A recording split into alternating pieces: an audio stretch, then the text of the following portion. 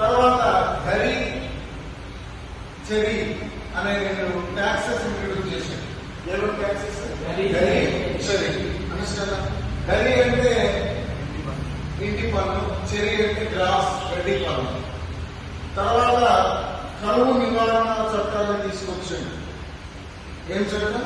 కరువు నివారణ అంటే వరదల వల్ల దీనివల్ల పంటలు ప్రివెన్షన్ లా అంటారు. పంటలు దెబ్బతింటే ప్రభుత్వం ఏం చేయడం, వాళ్ళని ఆదుకోవడం. దాన్ని ఏం చట్టం? కరువు నివారణ. కరువులు వస్తే మన ప్రభుత్వాలు డబ్బులు ఇస్తారు కదా, ఆ చట్టం అది ఇప్పటికీ అనుసరిస్తున్నాము. తర్వాత తక్కువ రుణాలు. తక్కువ రుణాలు అంటే క్రాప్ లోన్స్. మొట్టమొదటి చరిత్రలో క్రాప్ లోన్స్ ఇచ్చిన చెప్పేవారు ఎవరు? ఏమేమి చేసి చెప్పండి. టోకెన్ కరెన్సీ, రబ్బర్ పైన రాజు వేసి డబ్బులు అనుకోమన్నాడు. తర్వాత గరించేది ఇంటి పన్ను, గ్లాస్ పన్ను. కరువు నివారణ చట్టం మొదలు ఎవరు తీసుకొచ్చారు? తర్వాత ఏం చేసింది? తక్కావీస్ పంట రుణాలు ఇచ్చాడు. ఇప్పటికి మనం ఇస్తున్నాం అన్నాను. సో ఈ రకంగా మహమ్మద్ బిన్ తుగ్లక్ చర్యలు చేపట్టాడు. మీ దగ్గర ఒక కవి పని చేస్తుండే, వాళ్ళ పేరేంటంటే ఇబన్ బతూతా అనండి.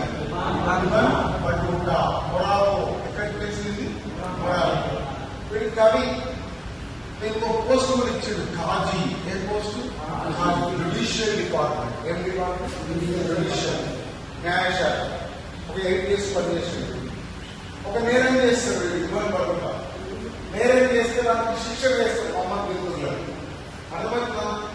శిక్ష వేస్తే ఆ శిక్షా కాలం పూర్తయిన తర్వాత మహమ్మద్ బిన్ తుగ్లక్ దగ్గర పనిచేయడు, వెళ్ళిపోతాడు.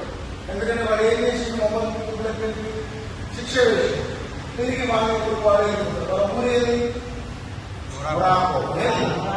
అక్కడికి పోయి మహమ్మద్ బిన్ తుగ్లక్ పిలుచుకుంటూ రాస్తాడు. కోపంతో ఉన్నాడు, మంచిగా ఉన్నాడు. ఎందుకు? వాళ్ళకి శిక్ష పడ్డది. ఒక కవి తలుచుకుంటే రాజుని హీరో వేయచ్చు, హీరో వేయచ్చు. అర్థమవుతుందా? సో వీడు మహమ్మద్ బిన్ తుగ్లక్ జీరో చేసే ప్రయత్నం చేస్తున్నాడు. ఎవరు? అయితే తుగ్లక్ చేసిన తప్పేంటంటే ఎక్కడైనా రాజ్యాన్ని జయిస్తే అక్కడ వాళ్ళ ప్రతినిధిని పెట్టి ఎక్కడో తలమాటలో రాజ్యం జయించింది అనుకోండి. అక్కడ వాళ్ళ ప్రతినిధిని పెట్టి ఇక్కడికి వచ్చేలోపే 64 అంటుండే. ఎక్కడ విజయవాడలో జయించింది అనుకోండి, మన ప్రతినిధిని పెట్టి ఇక్కడికి వచ్చేలోపే విజయవాడ రావాలనుకునేవాడు. అర్థమైంది? అందుకని ఆ ప్రాబ్లం ని క్లియర్ చేయడానికి వీడు క్యాపిటల్ చేంజ్ చేద్దాం అనుకోండి. ఎవరు? మహమ్మద్ బిన్ తుగ్లక్. ఎక్కడికి అంటే దేవగిరి. ఎక్కడికి? దానికి సిటీ ఆఫ్ దౌలతాబాద్ అని పేరు పెట్టి, హెల్త్ సిటీ. అన్నింటి మిడిల్ గా ఉంటుంది, అన్నింటినీ చూసుకోవచ్చు. హైదరాబాద్ లో కొన్ని ప్లేసెస్ చూసుకోవచ్చు కదా అక్కడి నుంచి. అట్లా చేంజ్ చేద్దాం అనుకున్నాడు. ఎవరు? రాజధానిని మార్చుదాం. అయితే దీని గురించి ఇబ్బంది పడుతున్న తన పుస్తకాలు ఏమని రాసిందంటే, నాకు రాత్రికి రాత్రి రాజధాని చేంజ్ చేయాలని ఆలోచన వచ్చింది. ఎవరికి? మహమ్మద్ బిన్ తుగ్లక్. రాత్రికి రాత్రి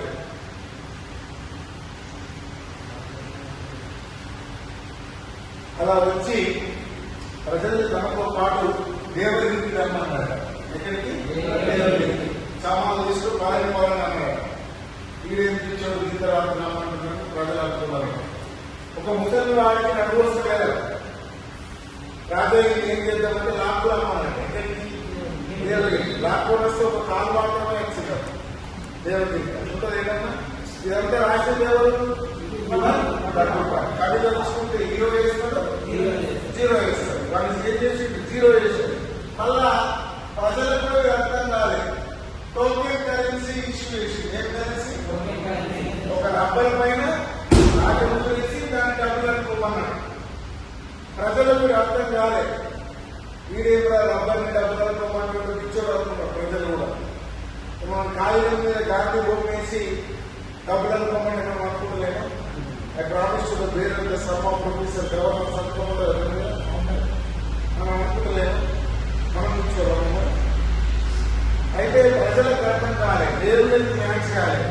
దేవుళ్ళకి మ్యాచ్ అయితే చెప్పే విషయాలు బ్రెయిన్లోకి వెళ్తాయి, లేకపోతే చెప్పని వెళ్ళిపోతుంది, రూప్ నుంచి వెళ్ళిపోతుంది. 3వ తరగతి దగ్గరికి పోయి నేను తబాఖత్ ఏ నాసిరి మహమ్మద్ బహ్రై అన్నాను. వాళ్ళు ఏడుస్తారు కదా, వాళ్ళకి చెప్పేది వాళ్ళకి చెప్పాలి. అర్థమవుతుందా? అందువల్ల ఈ శతాబ్దంలో పుట్టాల్సిన వాడు ఎవరు? ప్రజలకు అర్థం కాకపోవడం వల్ల ఏంగా చిత్రీకరించబడ్డాడు? పిచ్చి తుగ్లక్. ఏంగా పిచ్చి తుగ్లక్ కాదు, వరుసగా జీనియస్. ఎవరు? మొహమ్మద్ తుగ్లక్. ఒక కవి చేతిలో రాజు ఎవరైనా భవిష్యత్తు ఉంటుంది.